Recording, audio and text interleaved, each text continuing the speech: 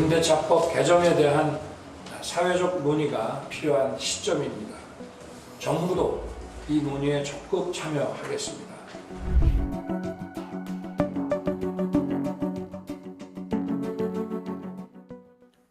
예, 짧은 영상을 좀 먼저 보셨습니다. 이 내용 부동산경제연구소 김인만 소장과 좀 더 자세히 이야기 나눠보겠습니다.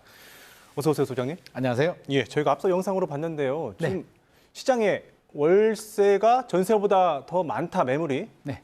라고 보도가 나오고 있는데 네네. 실제 그렇습니까? 네, 최근 1년 동안 월세 비중이 굉장히 늘어나서 이제 한 60%까지도 이렇게 올라갔는데요. 예. 그 이유를 살펴본다면 두 가지로 좀 정리를 할 수 있을 것 같습니다. 예. 첫 번째는 그 신고제, 전월세 신고제가 도입이 되면서 기존에 그 통계에 잡히지 않았던 주택들이 많이 잡힌 부분이 있고요. 예. 두 번째는 계약갱신 청구권이 되면서 이제 1회뿐인 계약갱신 청구가 끝난 집들은 어허. 많이 올려줘야 되는데 최근에 금리가 많이 올랐죠. 그렇죠. 전세 대출 받기가 부담스럽다 보니까 인상분에 대해서는 월세로 전환을 하면서 전체적으로 월세 비중이 많이 높아졌습니다. 이른바 반전세를 말씀하시는 거군요. 네, 맞습니다. 예, 이 월세가 전세보다 많았던 시기가 과거에도 있었습니까?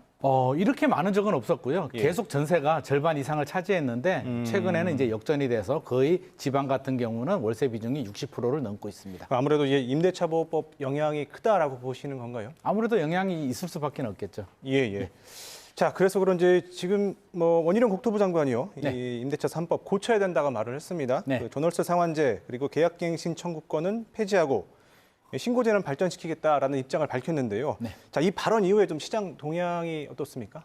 이 발언을 했는데 생각보다 좀 굉장히 조용합니다. 아직은요? 큰 파급 효과는 없을 것 같고요. 예. 왜냐하면 실현 가능성이 높지 않습니다. 지금 여소야대 그렇죠. 국회 상황에서 법 개정이 필요한데 법 개정이 쉽지 않을 거라는 의견이 굉장히 높고요. 예. 법 개정이 되려면 정치는 명분이잖아요. 예. 뭔가 명분이 필요한데 만약에 지금 전세 대란이 생겼다면 충분히 명분이 있겠죠. 야, 대란이니까 뭔가 수습을 해야 돼라고 하는데 금리가 올라가면서 월세 전환 속도가 빨라지고 전세 가격이 생각처럼 많이 안 오르다 보니까 전세 대란이 아니니까 사실은 명분도 없기 때문에 제 생각에는 개정하기가 좀 쉽지는 않을 것 같습니다. 소장님께서 보시기에도 이 지금 개정이 쉽지 않아 보인다. 네네. 예, 예. 명분이 알겠습니다. 없다는 거죠. 예. 네.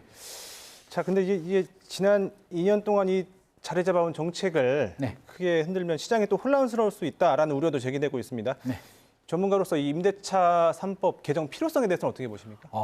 저는 필요성은 있다라고 보여지는데요. 이미 예. 늦었다라고 생각합니다. 처음에 법 개정을 만들 때 처음부터 좀 제대로 했어야 되는데요. 예. 계약갱신 청구가 아니라 계약갱신 청구라는 게 뭐냐면 임차인은 청구를 하고요. 집주인은 받거나 거부를 해야 되는데 그 자체가 굉장히 논란이 있거든요. 네. 그래서 전세난이 생기고 여러 가지 분쟁들이 생기는데 처음부터 우리 최대한 존속기간이라고 기간이 2년인데 예. 처음에 3년으로 해줬더라면 중학교도 3년, 고등학교도 3년이니까 깔끔했는데 총 6년? 총 6년 뭐 예. 이렇게 갈 수가 있었는데 이미 시작이 됐고요. 예. 지금 갑자기 법을 바꾸게 된다면 선의의 피해자들도 많이 생기기 때문에 예. 급격한 법 개정보다는 저는 상생 임대인 제도를 좀 보완을 해서 양도세 거주 요건 2년을 지금 주고 있는데 플러스 알파 최근에 세법 개정을 했잖아요. 종합부동산세 좀 완화를 시켜줬는데 전세금을 올리지 않는 임대인에 대해서는 종합부동산세 합산 배제를 시켜준다는 등 이런 좀 상생 임대인 제도를 좀 더 활성화시킨다면 조금 더 효과적일 것 같습니다. 지난번 정책은 임차인에 대해 이제